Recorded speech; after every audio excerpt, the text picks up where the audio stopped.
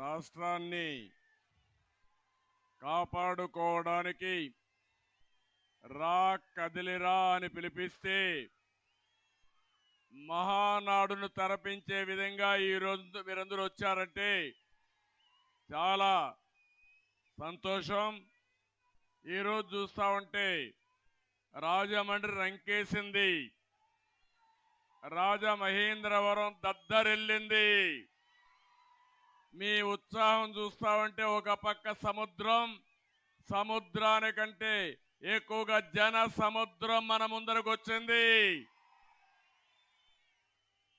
మీ ఉత్సాహం, మీ కసి చూసి చెప్తున్నాను, త్వరలో మంచి రోజులు వస్తాయి.